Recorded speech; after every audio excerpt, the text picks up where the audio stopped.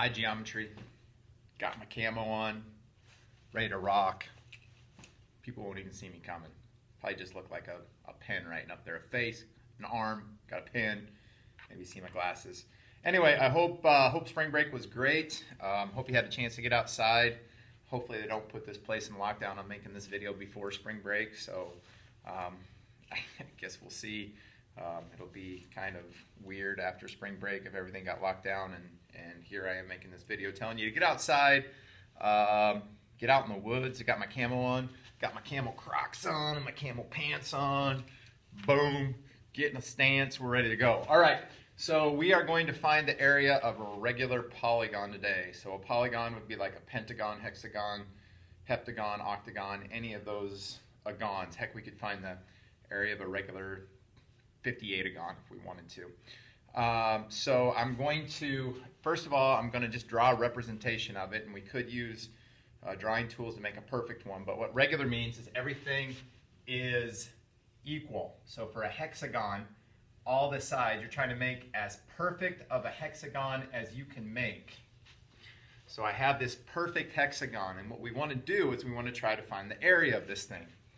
Well, let's talk about overriding themes here. So regular polygon, it's kind of a weird shape. There's not an easy base times height. There's not a 1/2 b1 b2 times h. That doesn't exist. 1/2 diagonal 1 diagonal 2. So we have to think about it more in like a concept. And the concept is this: if I could divide this thing up into shapes that I know, and all regular polygons are going to kind of get divided up into the same. If I could divide this thing up into shapes that I know, I could find the area of it pretty easily. And I notice there is a triangle that exists here. And in fact, if I did this all the way around, I would have 6 triangles. So from an overriding perspective of how do I find the area of a regular polygon, you divide it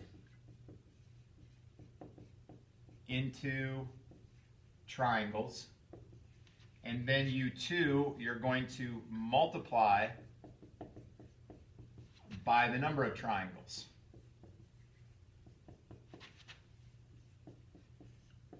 And you might notice this, the number of triangles will be exactly the same as the number of sides. So whatever I have for 1, 2, 3, 4, 5, 6, that'd be the sides, and I can come up with a really easy area of a polygon formula. I put a little sub-polygon. Area of a polygon is simply equal to the area of one of these triangles, and I'm going to multiply that by the number of triangles, which in this case is n, for the number of sides. N stands for the number of sides. If we can find this area, and turns out the area of a triangle is really easy. You take 1/2 the base times the height, multiply by how many sides there are, and you'd have it. So if it were this easy, if they were to give you, maybe this is 6, and in a polygon, and I'm just totally making up these numbers, I don't even know if they work. If that was 6 and maybe that was 10, we could just do area, and I don't think those numbers work in this hexagon, but I could do areas 1/2 of the base, which is 10, times the height, which is 6, and then I would multiply that whole value times 6 triangles, and I could run through the formula pretty easy. But there is a little bit more to it than that, and that's what this video is about. But that's the overriding theme of what I'm going to do here. So back to this guy here. I don't normally draw the whole polygon out. What I'll normally do is I will do a representation of the polygon like this. So let's say this was a problem. Find the area of the regular hexagon with side of 10. My representation is like this. I know it's a hexagon, okay? And I know there's going to be a triangle in the hexagon, and that hexagon would continue up and over and down here. But this is really the only picture I need to do my work. So when I do this, I'll draw that representation right there. And it tells me that the side is 10. So this part right here is 10 centimeters. And I need to find the area of that triangle, and I'll have 6 sides, so I'll multiply that by 6. So let's find the area of this triangle. First thing I need to do, and this is a step-by-step thing. I'm going to go in and find some angles. So the first thing I want to do is I'm going to find this whole angle right here. That whole thing. And we had a formula from a while back. Each angle of a regular polygon formula, and it's been a while, but each angle is n minus 2 times 180 and then divided by n.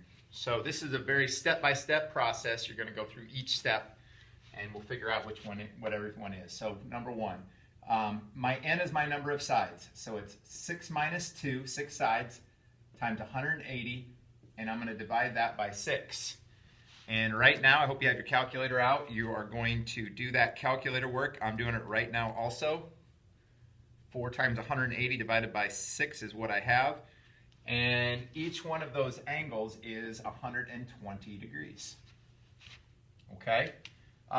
Step number 2. I like to find the exterior angle also. So this is the interior angle. This is each interior. And I like to find each exterior also. Each exterior was 360 divided by the number of sides. And that's 360 divided by, well, there were 6 sides, which is 60 degrees. And that is each exterior. And the fact that those two add up to 180 tells me I'm right, because that was an exterior angle, that's 60 degrees, and that whole interior angle right there is 120 degrees. And that, specifically that 120 degrees, is going to help me on this problem. Okay? So I found some angles. We got that. Okay? Step number 3. Well, in order to find the area of the triangle, I know I'm going to have to find the base, and I'm going to have to find the height. So I'm going to put find your B value. I usually put find A, B, and H. And the A value is really what I would get on this problem. Some of the problems I'll have to do some trig, but the A value is what you'd get here. And then the B value is that whole value. That's my B value. So I already know my A value is 5, half of the 10. My B value here is that whole distance, which is 10. And now what I have to do is I have to go in and I have to find the height. And that's where some old school math, some trig is going to come in. So what I'm going to do is I'm going to take that 120, whatever you get for this spot right here whenever you're doing this.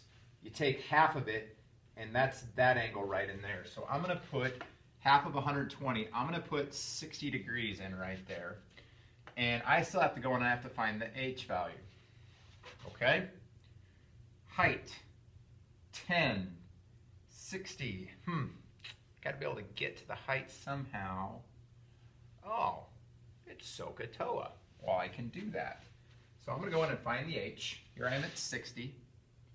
I know this A value is 5. Turns out I did need that to do this problem. And these black numbers here, this H, this 5, and this 60, that's a SOHCAHTOA problem, and I'm going to be able to find out what the height is. Let me see here. Opposite, adjacent, adjacent, and I'm dealing with this right triangle right here. Opposite, adjacent, opposite, adjacent. That's a tangent problem. So I'm going to put the tangent of 60 is equal to the opposite, which is H, over the adjacent, which is 5. Tangent of 60 is equal to H over 5. I'll put that over 1, and my H value is equal to, again, plug your numbers in, tangent of 60 times 5. And I got 8.66, so I know my height is 8.66. Height, 8.66. And I really have all the numbers I need now to complete the problem. I'm going to find the perimeter of the polygon. I'm going to find the area of the polygon. I'm going to go through the whole thing here now. So I kind of switch in modes. I found all my numbers here. Let's find some values here. All right, so step 4. On step 4, I'm going to find the perimeter of the polygon. Perimeter is going to be add all sides. So if I'm adding the sides up, I have a side length that's 10, another side that's 10, another side that's 10, 10, 10. So this is going to be 6 sets of 10. 6 times 10 is 60. So I have 60 units. That's the perimeter. 5, let's find the area of one triangle. Area of one triangle. All right, so one triangle is 1/2 the base times the height. I get 1/2 the base of the triangle. I already know it's 10. And the height of the triangle is what I went in and I found with the trig, so I got 8.66. And I'll do that math on my calculator. I left the numbers up, so mine will be a pretty good decimal. I got 43.3. I got 43.3, and this is an area, so that's square units. And last but not least, I can find the area of this polygon. The area of this hexagon is equal to, well, it's the area of one triangle, and I'm going to multiply that by the number of sides. So for this problem right here, the area of the one triangle is 43.3. And how many sides there are? This is a hexagon, so there's 6 sides. So I'm going to take that 43.3 on my calculator, multiply it by 6, and I got 259.8 basically. 259.8 square units. Okay, there's a lot of steps on this. This was one example. I usually do multiple examples before I assign this. So what I want you to do now, there's going to be a second video, even more in depth than this one, about finding the area of the polygon. I want you to watch that now. So you'll go on and you'll watch that video, and that's kind of it for today. I want you to do these videos. I want you to follow along to the best of your ability. And then we're going to worry about, this is a multi-day deal, so do a really good job with this. Take down really good notes. If you have to go back through it, go back through it. We're going to watch the second video. Take great notes on the second video, and then we'll start in with the homework tomorrow. All right, good luck.